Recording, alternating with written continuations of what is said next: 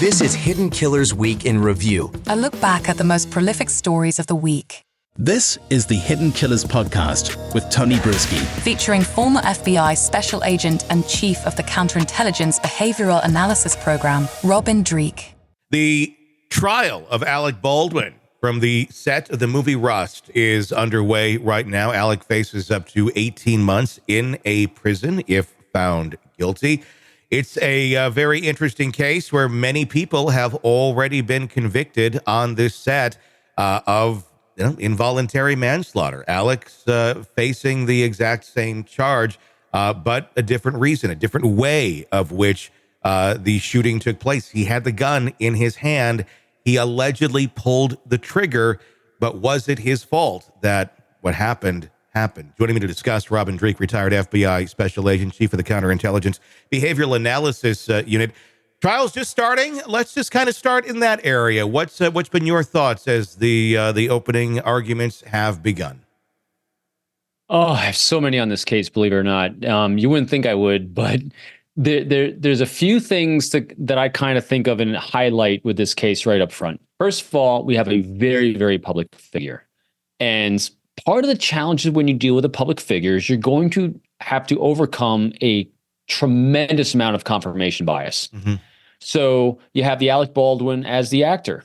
And so if you've liked one of his characters he's portrayed, you're going to have a positive confirmation bias about him, which has nothing to do with him as a person. Sure. If you disliked one of the characters he's played or multiples, you will have a negative confirmation bias and have a hard time overcoming that. Politically, he's very outspoken. If you happen to like his politics, so same thing. We have a lot of confirmation biases to overcome. But now let's look at the facts and remove ourselves from this. He's done a few things. Now, granted, I'm always just speaking from my point of view, my context, and I speak behavior. I admittedly have a pet peeve. Mm-hmm.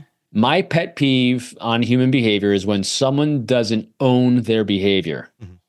And you start rationalizing, making excuses, because when we start rationalizing the obvious that is obvious to others, it really undermines our credibility. It undermines people's trust in the things we're saying. And so with all these caveats, here's my hard time with this one is I spent my entire life from the age of 18 in military and then in law enforcement. One of my adjunct jobs in the FBI was I was a firearms instructor. Mm-hmm. And me as an individual fired 10,000 rounds myself at Quantico going through new agent training times 30 people in my class times all the other classes going through. That's a lot of rounds. As a firearms instructor in the Marine Corps, never once were we ever briefed on safety with, you got to be careful, this gun's going to go off without it pulling the trigger. So with all the data out there, guns do not fire unless someone pulls a trigger. Mm-hmm. He's claiming he didn't pull the trigger. It's completely incongruent with data. So now, if you are unaware of what might have caused the gun to go off because you honestly don't have recollection, then those are the things you say. You need to validate the data of what is, mm-hmm. and say, listen, here's this highly unlikely, highly improbable. I've never heard of a case this before, but I honestly don't recall pulling this trigger. I don't know what could have caused it. That's another way to kind of frame it. But he didn't do that. He said he didn't do it. The other thing that I have a massive problem with on the data points, so I went to his Wikipedia page because I was very curious. He's been an actor a very long time. Mm-hmm. As an actor, whether you're into guns or not, he has been around firearms on sets a very long time. In 1990, I'm guessing because there might have been other ones in here. In 1990, he was Jack Ryan in The Hunt for Red October. There was mm-hmm. firearms on that set. Yep. So from 1990, he's been in that. He's been in probably other ones too, but Mission Impossible, Rogue Nation. He was in, probably not Beetlejuice, Royal Tenenbaums, Mission Impossible, Jack Dunn. Yeah, I think when you add it up, he's been in more than 100 roles, or at least 100 times where he's handled a firearm on a set.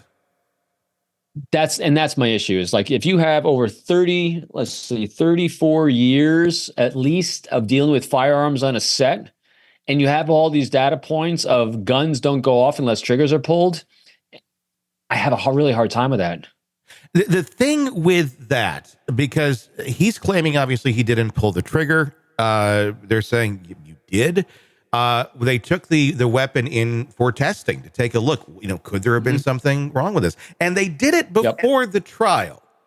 They did their testing on it. They said, yeah, we think you had to have. And then they destroyed the weapon. The FBI literally destroyed the weapon. They took a hammer to it, hit it to see if something would have happened with it, which didn't make any sense at all because the gun wasn't dropped. It wasn't like tossed somewhere. The test didn't even make sense for the context to which it was being tested. So you don't have the weapon to even look at anymore, or have anyone else or have his defense look at it, have their experts look at it, because it's gone. That, to me, it seems like a fatal mistake on the part of the prosecution and the FBI when looking at this weapon to destroy the piece of key evidence in this whole case. Totally with you. What a stupid thing to do. Yeah. Because it didn't really serve the purpose, because you have so many data points of those things just not happening. Yeah. That I don't think you needed to put it through that kind of extreme circumstances to prove the point. Yeah. By destroying the weapon. It's like, well, melt it down. Why not? It was a dumb move. It was just dumb. It did. I think luckily though, for serving of justice on this one, because there's such a track record of really well documented this doesn't happen. I think the really bad actions of the FBI's folks in destroying the weapon hopefully won't have an impact on justice in the case. Sick of the ads? We are too. Start listening with no commercials now and get access to all of our episodes in advance of everyone else. Become a True Crime Today Premium Plus subscriber on Apple Podcasts. Search True Crime Today Premium Plus on Apple Podcasts or go to our podcast page and sign up now. True Crime Today Premium Plus. Sign up now.